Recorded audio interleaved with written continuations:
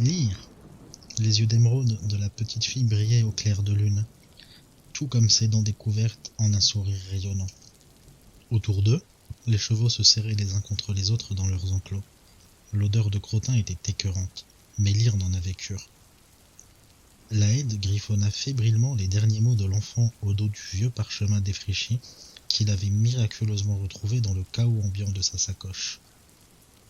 Ne plus jamais sous-estimer les enfants, se dit-il en reliant ses notes, ravi. Bien sûr, le style en prose de la jeune conteuse ne lui semblait pas convenir pour un drame d'une telle intensité, mais il aurait tôt fait de changer cette légende sauvage en un merveilleux poème, il en était certain. Au début, le barde avait écouté la gamine avec une politesse agacée, sachant qu'il ne pourrait pas y couper. Puis, à mesure que la petite voix narrait l'histoire, ses yeux s'étaient entr'ouverts et il avait écouté, captivé, bouche bée, la petite fille lui raconter la malédiction de la sorcière des âges. Un temps de silence, puis Lyre avait timidement demandé à l'enfant s'il pouvait noter ce qu'elle lui avait dit. La gamine avait souri et avait acquiescé. Puis, elle avait raconté à nouveau l'histoire, plus doucement, pour que le barde ait le temps de prendre des notes. Même à la seconde écoute, le conte demeurait poignant et merveilleux, et Lyre ne doutait plus d'avoir entre les mains les bases du chef-d'œuvre de sa vie. « Alors, tu aimes mon histoire ?» demanda naïvement l'enfant.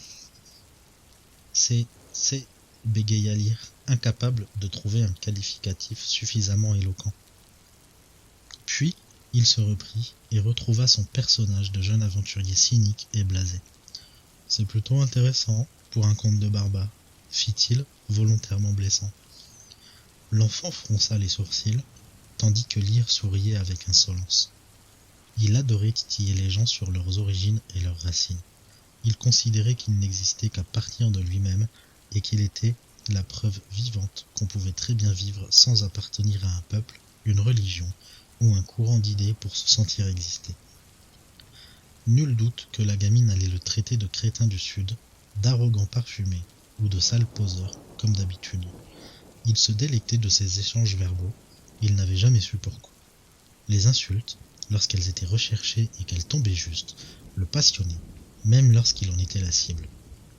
Il adorait l'idée que de simples mots, des souffles d'air modifiés par la vibration des cordes vocales, puissent faire presque aussi mal qu'une épée en plein cœur. « Je n'ai jamais dit qu'il s'agissait d'un conte, » rétorqua sombreusement l'enfant. Lyre ne s'attendait pas à ça. Il sourit malgré tout. « Tiens donc. »« Non, » persista-t-elle. « J'ai dit que c'était une histoire. »« Tu veux que j'en fasse une légende ?» rappela le barde. « Les légendes ont toujours un fond de réalité, » martela la petite fille. « Il paraît, oui, » soupira Lyre, peu intéressé par le tour que prenait la conversation. « La sorcière des âges existe !» s'écria l'enfant. « Bien sûr, » ricana le barde. « C'est sûrement ta mère qui t'a raconté que tu finirais comme elle si tu dis des mensonges ou si tu ne manges pas ta soupe. »« Tu ne me crois pas ?» s'offusqua l'enfant, vexé. « Les histoires ne sont pas faites pour être crues, » tenta Lyre, apaisant. « Elles sont faites pour emporter les esprits loin de la réalité, pour les faire rêver, les faire réfléchir. »« Mais la mienne est vraie !»« Bien sûr, une matriarche grise qui tombe amoureuse, un prince barbare qui se sacrifie pour sa belle, un amour éternel, une cascade d'oubli. Tu ne penses pas que j'ai passé l'âge ? Ne ternis pas l'intérêt de ton histoire en voulant à tout prix qu'on pense qu'elle s'est réellement déroulée. »« Merci pour ce truc de professionnel, » grinça l'enfant, sarcastique. « Dis-moi, barde, en paiement de ta merveilleuse sagesse, ne désires-tu pas vérifier si ce que je raconte est fondé ? Tu n'as pas de véritable destination, n'est-ce pas ? Tu viens échanger des histoires dans les steppes. Voici de quoi en faire une magnifique. Dans 1 heure, la constellation du renard apparaîtra à l'ouest. Dirige-toi vers la pointe de son museau. Tu trouveras au petit matin la cascade de l'oubli. » Le barde fronça les sourcils, tandis que l'enfant faisait volte-face et retournait dans la grande yourte. Elle se retourna, nimbée de la lueur jaunâtre qui s'échappait de la déchirure qui permettait d'entrer, et adressa un sourire glacé. « Au fait, il va falloir que tu apprennes à raconter cette histoire en prose. Tu n'auras jamais l'occasion d'en faire des vers. » Puis elle disparut à l'intérieur. Songeur, le barde resta assis au sol. Le ton dur de la petite fille l'avait un peu effrayé. Il secoua la tête. Il ferait de cette histoire un grand poème tragique qui serait déclamé dans les cours des rois pendant encore des siècles. Il se leva, s'étira, rangea soigneusement ses notes dans sa besace et se dirigea à son tour vers la yourte. « Corius, et n'y revenez plus, ramassez de bouseux pathétiques, ou alors apprenez au moins à vous battre, que je prenne un minimum de plaisir à botter vos culs crottés. » Les bandits disparurent piteusement derrière la petite brute à moitié dissimulée par la brume matinale. Corius, rouge et suant, continua d'agonir d'injures les brigands qui avaient tenté de s'en prendre à sa marchandise, bien que ceux-ci, pressés de mettre le plus de distance possible entre eux et l'irascible marchand, ne puissent plus l'entendre depuis déjà plusieurs minutes. Soufflant et ahanant, Corius se hissa péniblement sur le siège de sa charrette et déposa son gourdin à côté de lui. Puis, après un regard méprisant pour la campagne environnante d'où étaient issus les pitoyables voleurs qui l'avaient assailli, il prit les rênes et reprit son paisible cheminement à travers les collines. Le gros marchand passait le plus clair de son temps sur les routes. Il n'aimait pas les cités, les marchés bruyants, ou les halles nauséabondes où il avait écoulé sa marchandise. Il n'appréciait rien tant que le tranquille pas de son cohar, tirant sa charrette à travers les vertes collines de Sélénir. Lorsqu'il s'en était ouvert à Laïmir, le gros marchand avait entendu de la bouche de son ami qu'il avait une âme d'aventurier, comme si cela expliquait tout. Corius grimaça à ce souvenir. Il haïssait cette engeance de pilleurs de tombes et de mercenaires avides de gloire qui parcouraient les royaumes en bande, en quête de trésors et de péripéties à raconter aux catins des tavernes. Se voir comparé à une quelconque tête de fer l'avait mis dans une colère noire, et il avait vendu tout ce que Laémir lui avait commandé à son concurrent le plus acharné. Le gros marchand rumina dans son épaisse barbe rousse. Il s'emportait trop facilement. Laémir l'avait offensé, mais pas assez gravement pour porter un pareil coup à ses affaires. Pourtant, son ami lui avait pardonné et s'était même excusé de son comportement. Laémir était un homme bon, doux et patient. Corius aimait à penser qu'ils étaient l'exact opposé l'un de l'autre, mais Laémir ne voulait pas en entendre parler et continuait à dire que Corius était un homme d'une grande bonté, quoi qu'il puisse en dire. Corius secoua la tête. Non, il n'était pas un homme bon. D'ailleurs, pensa-t-il amèrement, il n'était même pas un homme. Atteignant avec peine le mètre 50 pour près de 100 kilos de muscles et de graisse, Corius aurait eu beaucoup de peine à dissimuler ses origines naines. Il avait fini par accepter son ascendance, et avec son corps épais et trapu et sa longue barbe rouge, il assumait le fait de passer régulièrement pour un grand nain. Au cours de son enfance dans les rues de Ten Cordoval, il avait dû rapidement développer ses muscles et son bagot pour éviter les colibés des autres gamins des rues. Il était un fils de pute, un rejeton non désiré d'une fleur de pavé. Sa mère avait connu le mois de sa conception un très beau soldat de retour d'une campagne contre l'une des tribus du sud. Elle avait toujours eu l'esprit rempli d'espoir, de prince charmant, de magie et de bonté universelle, et lorsqu'elle était tombée enceinte, elle n'avait pas fait appel à la rebouteuse. Elle avait laissé grandir la graine dans son ventre et avait finalement accouché de lui, Corius. Cor Rius, le roc du Nord, un trop beau nom pour son corps difforme, qui aurait pourtant parfaitement convenu à l'enfant du beau soldat. Mais sa mère avait également couché avec un de ces rares marchands nains qui sortaient de leur trou de temps à autre pour écouler quelques babioles à Tain Cordoval et s'enivrer dans les cités humaines. Et c'était sa semence à lui qui l'avait fécondé. Corius avait toujours tout fait pour protéger sa mère. Il battait ceux qui l'insultaient, empêchait ses clients de lui faire du mal, et finit même par persuader à coups de poing son souteneur de lui rendre sa liberté. Il s'était fait une place parmi le peuple du caniveau, et était devenu à 16 ans seulement une figure respectée parmi la pègre, les putains et les mendiants. Corius, sang de nain, qu'il l'appelait. Le gros marchand sourit douloureusement. C'était sous ce nom qu'il s'était présenté pour la première fois à la reine, lorsqu'il s'était lancé dans la carrière de gladiateur après divers boulots de gros bras. Cela avait certainement été l'une des meilleures idées de sa vie. Il enchaînait les combats et gagnait presque à chaque fois, amassant de plus en plus d'argent, offrant à sa mère une vie de moins en moins difficile. À cause de son allure, le public l'avait surnommé le fléau de Pyrrhia, alors qu'il n'avait encore jamais mis les pieds chez les nains. S'il avait continué à se battre, il serait peut-être devenu le champion de l'arène à l'heure actuelle, au lieu du paisible marchand qui rossait les fils de paysans qui voyaient en lui une cible aisée. Mais sa mère était morte, battue par 2 gardes-ivres, un soir où il était parti combattre pour gagner un peu d'argent. Lorsqu'il était revenu, il avait pleuré longuement devant le cadavre avant de partir à la recherche de ses bourreaux. Il les avait trouvés et les avait frappés. Il ne les avait pas tués. Corius ne tuait jamais, même lorsque le public de l'arène réclamait un combat à mort. Il frappait, oui, il cognait, il pouvait briser les os, mais jamais il n'avait provoqué la mort de quiconque, ni d'un humain, ni d'un animal s'il pouvait l'éviter. Laémir disait que quelqu'un qui respectait à ce point la vie ne pouvait être aussi mauvais qu'il prétendait l'être. Corius secoua la tête. Il n'était pas une bonne personne. Seulement, la vie était une chose sacrée, et seuls les dieux pouvaient décider d'en reprendre une, voilà tout. C'était ce que sa mère lui avait appris. Il avait voulu tuer ses assassins lorsqu'il les avait trouvés dans l'un des postes de garde. Alors qu'il cognait furieusement leurs visages l'un contre l'autre, se délectant des craquements écœurants et des violentes éclaboussures de sang qui jaillissaient à chaque choc, il ne désirait rien d'autre que les voir morts à ses pieds.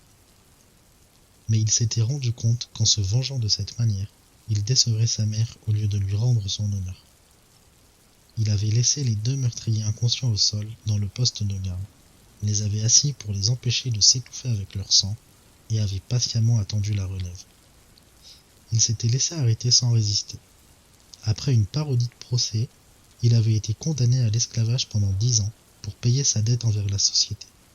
Il avait été acheté par Laemfar, le père de Laémir, qui l'avait bien traité et lui avait appris à marchander et à distinguer la marchandise de qualité de la camelote, tout en l'autorisant à aller se battre dans l'arène de temps en temps. Le père de Laémir détestait l'esclavage, et sa contribution à la lutte contre ce qu'il appelait le ravalement des hommes au rang d'objet constituait à choisir ses employés parmi les esclaves et à leur verser, à la fin de leur service, la moitié de ce qu'ils auraient gagné en travaillant pour lui de leur plein gré. Corius n'avait jamais été dupe, Laemfar ne se permettait d'afficher ainsi son idéologie que parce que sa méthode lui coûtait moins cher que d'employer des hommes libres. Mais il n'y avait pas assez de travailleurs à Tain Cordoval, et les nombreux marchands qui agissaient comme Laemfar ne donnaient pas une seule pièce aux esclaves qui les servaient pendant des années. Aussi, Corius finit-il par considérer Laemfar comme un homme relativement bon et honnête. Lorsque le vieux marchand était mort 9 ans plus tard, Corius avait pleuré.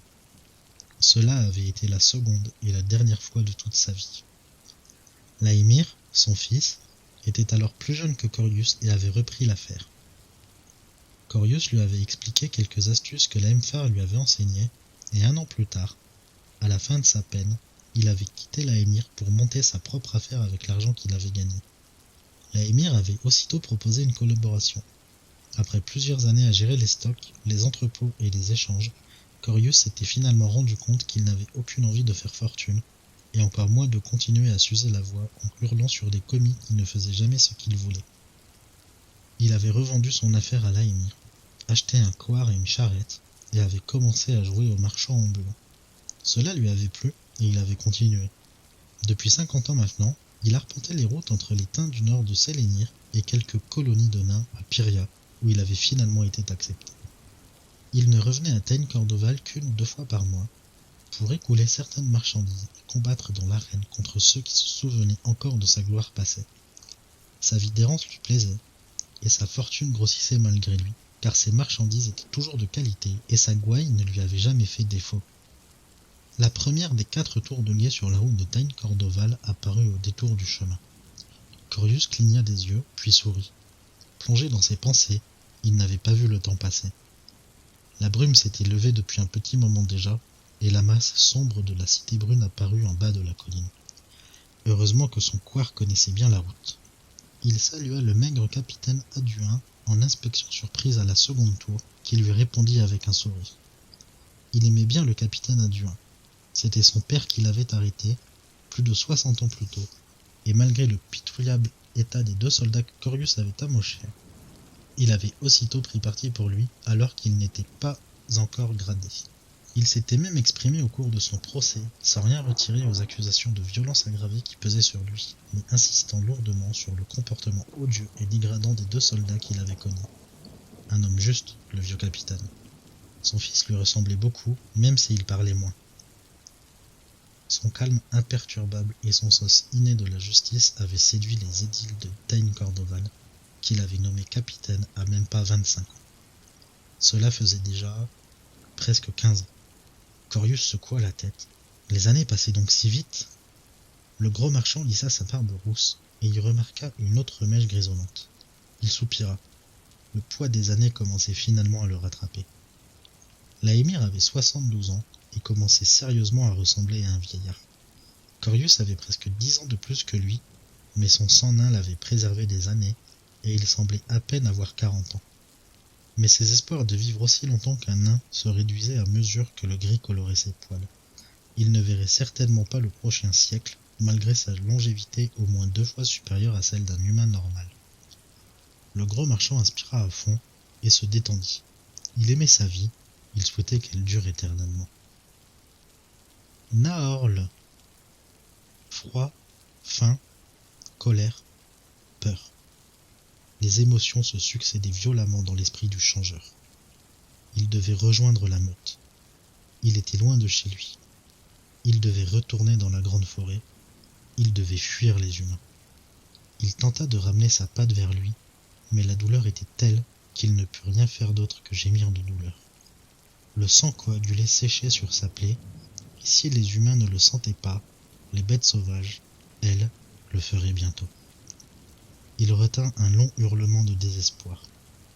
Inutile de se faire repérer. Les humains étaient peut-être toujours dans le coin. La pluie se mit à tomber. Après avoir heurté la voûte de feuilles qui servait de toiture au petit bois, elle se déversa sur le sol couvert de fougères. Le changeur était allongé parmi elles, le ventre contre la terre, faisant corps avec elle. La pluie le rafraîchit et le calma. La douleur à sa jambe s'atténua lorsque l'eau fraîche nettoya la plaie. Ses longs cheveux gris emmêlés et sales s'aplatirent sur son crâne et tombèrent sur son dos, où ils se mêlèrent à ses poils abondants. Le changeur bénit la pluie, qui lui rappela que, même s'il était loin de la grande forêt, le ciel pleurait toujours de la même manière, ce qui signifiait qu'il était toujours sur la terre qui avalait les larmes du ciel. Il était loin de la meute depuis bien trop longtemps. Il devait la retrouver. Il devait à nouveau faire un avec elle. La solitude ne faisait pas partie de la vie d'un changeur.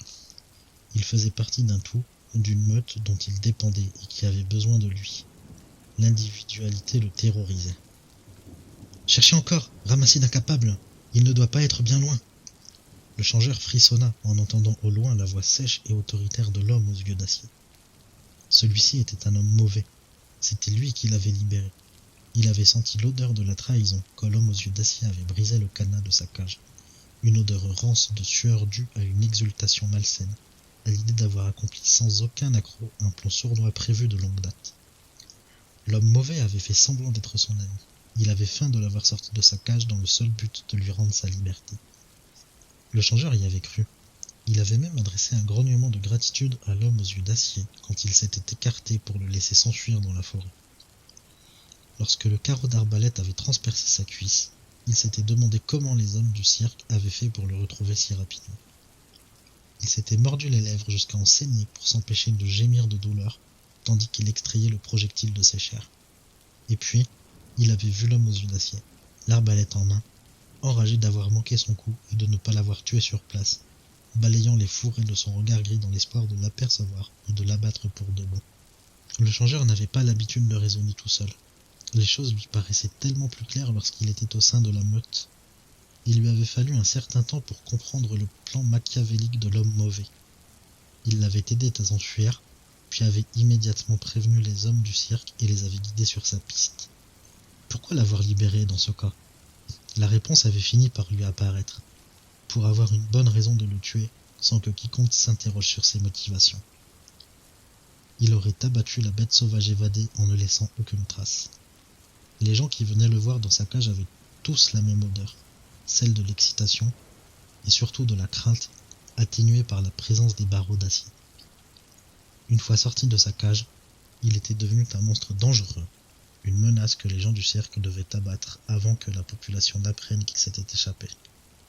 Ils ne pouvaient pas le capturer à nouveau.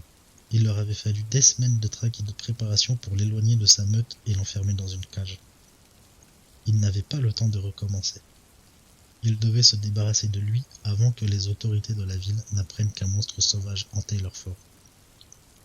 La seule chose que le changeur n'arrivait pas à comprendre, c'était pourquoi.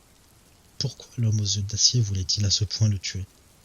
Il avait souvent subi des regards de dégoût de la part de ceux qui venaient l'observer, et il pouvait presque entendre ce qu'ils pensaient. Pour beaucoup, il n'était qu'un ignoble monstre qu'il aurait mieux valu exterminer sans tarder. Mais les émotions de l'homme mauvais allaient au-delà de la simple aversion. Non seulement il le haïssait, mais il le craignait. Le changeur ne comprenait pas pourquoi. Pourquoi il tenait à ce point à le voir mort alors qu'il ne le connaissait pas. Il retint sa respiration tandis que les gens du cirque s'aventuraient prudemment dans les fourrés. Il sentait leur peur, l'odeur âcre et nauséabonde de la transpiration et des paix silencieux que certains, trop nerveux, ne pouvaient retenir. Il savait qu'il pouvait être dangereux, qu'il pouvait leur arracher la gorge, comme il avait fait à 2 des chasseurs qui avaient tenté de le maîtriser lors de sa capture. Mais il savait aussi que si la garde de la cité apprenait qu'ils avaient laissé une créature féroce s'échapper, ils finiraient tous à la potence.